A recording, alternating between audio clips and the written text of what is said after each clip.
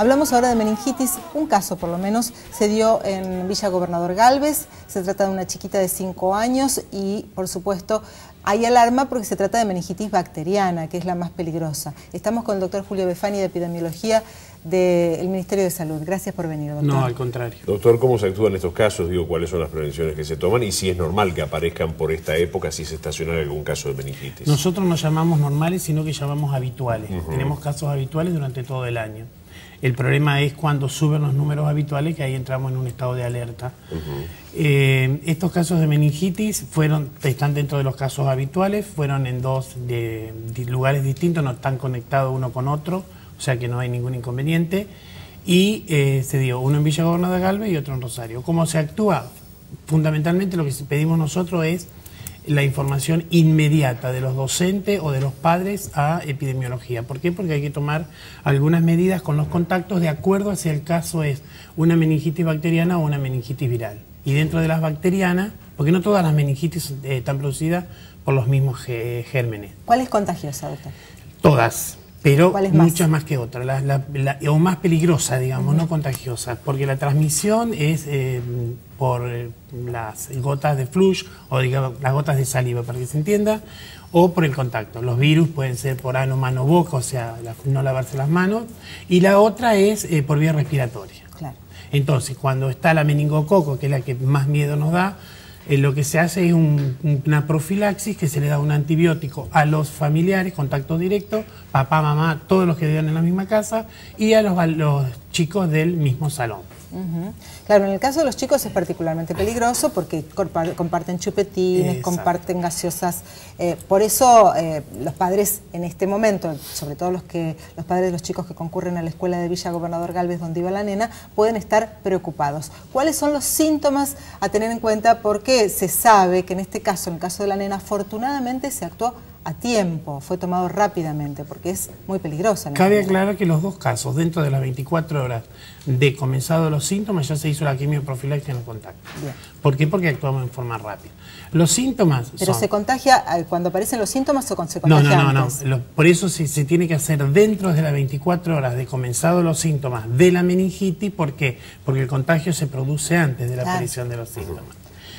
El cuadro clínico es muy variable, depende de la edad. En los chiquitos generalmente la mamá se queja porque no agarra el pezón, no tiene fuerza cuando chupa, y la fiebre o el decaimiento. En los lactantes. En los lactantes. Y en los chicos ya que tienen edad escolar, lo que se siente es la cefalea, o sea, dolor de cabeza, fiebre. Es muy raro que exista la meningitis sin fiebre.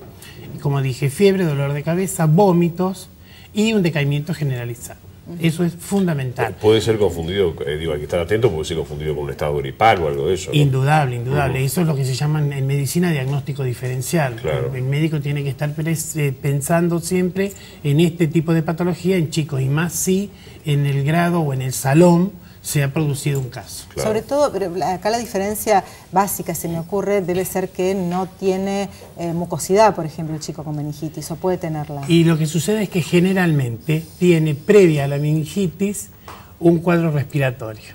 ¿Por qué?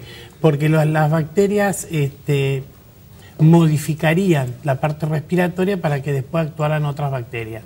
Es una competencia bacteriana, es medio como que yo estoy y vos no estás. Claro. Cuando el otro está, entonces aprovechan los de ahí la patógenos. Importancia, digo, de la consulta precoz, de la ¿no? consulta Porque precoz. es la única manera los chicos generalmente antes de tener meningitis tienen otitis, tienen sinusitis, rinitis, faringitis, siempre generalmente tienen algún cuadro respiratorio previo y después aparece el cuadro meningitis. Hablando de las respiratorias, doctor, bueno, lo hemos visto acá, lo hemos pasado incluso en el programa y también en los noticieros, el aumento de consultas. También esto sí es estacional, ¿no? Con enfermedades respiratorias. Sí, esto es estacional, digamos, por los cambios de temperatura que se van produciendo, y a lo que a nosotros nos interesa es que la gente consulte, porque es preferible que sea una consulta de más y una consulta de menos, y que se consulte a tiempo, porque para prevenir algunas enfermedades, como por ejemplo la gripe A, la medicación tiene que empezarse antes de las 48 horas de comenzado los síntomas, porque después no tiene sentido empezar con ese famoso Celtamivir que se estaba dando el año pasado. ¿Hay resistencia todavía? Digo, hoy aparece en Lectores de la Capital una carta que cita a algunas enfermeras de Polonia y demás sobre el tema de la vacuna, la gripe A.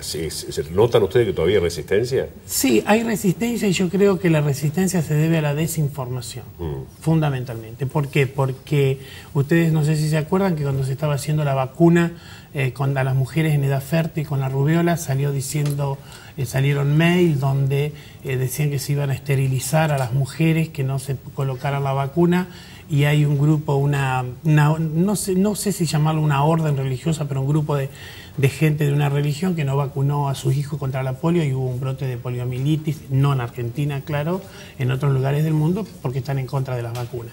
Eso lo tenemos siempre, lo que intentamos nosotros es convencer, y lo que intentamos decir es que la vacuna de la gripe tiene sus efectos indeseables, como puede ser el dolor local, la fiebre, una rinitis, el catarro, un cuadro gripal, lo puede tener, como lo tiene cualquier vacuna del calendario de vacunación. Nosotros estamos recibiendo permanentemente las consultas de la gente, usted lo sabe, como la mayoría de los medios, en forma telefónica, vía mail, y ahora la gran pregunta es, ¿cuándo llega a las farmacias la trivalente, que estaba escaseando en estos últimos días en farmacias y sanatorios privados? Se habló de un cargamento que estaría a punto de llegar o llegaría a mediados de mayo. ¿Está confirmado eso? No sé. ¿Por qué? Te aclaro por qué. No, ese silencio significa que yo con la parte privada, con la parte de farmacia, nosotros no tenemos ninguna incumbencia. Sí te puedo asegurar que a partir de mañana todas las personas mayores de 65 años se van a poder vacunar en los vacunatorios públicos contra la vacuna de la gripe trivalente. ¿Por qué? Porque llegó al país, lunes y martes se hizo la distribución en los centros de salud y ya mañana se empieza a aplicar. En los efectores públicos se aplica desde mañana solo a los mayores de 65 años. La trivalente. Se siguen con las otras fases. Las otras fases en ningún momento decayeron. Claro. Fase 1, embarazada, personal de salud, sigue.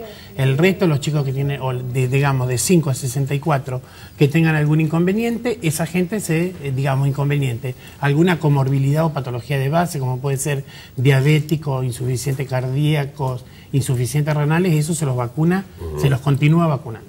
Doctor, estamos recibiendo casos de madres preocupadas sobre el tema meningitis. ¿Hay alguna disposición para no dar los nombres de las escuelas donde los chicos concurren? Nosotros preferimos mantener siempre en anonimato el nombre de las escuelas, porque ya fueron comunicados los docentes y los padres de los chicos compañeritos de las nenas del jardín. Claro. Y nosotros no preferimos dar ni el nombre de los pacientes ni el nombre de las escuelas, porque se hace un revuelo que no es necesario. Y hay que aclarar que no se justifica el cierre de las escuelas.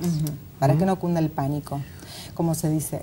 Miriam consulta, ¿a qué germen corresponde en este caso la meningitis más peligrosa? Porque hay muchos que son normales para esta época, como los neumococos. Sí, por eso que les dije, las meningitis en este grupo etario o en este grupo de edad se producen por el meningococo, por la Neisseria meningitidis, pero se entienda meningococo, el neumococo y el hemófilus. Claro. El hemófilus disminuyó porque está la vacuna cuádruple o quíntuple, que es la que se aplica. ¿Esta era la cubana? ¿Cuál? No, la hemófilus, no. No. Esa era la meningococo, era la meningo BC. Y la cubana, la vacuna cubana cubría eso. Cubría la BC. Bien, perfecto. Gracias por venir, doctor. No, al contrario.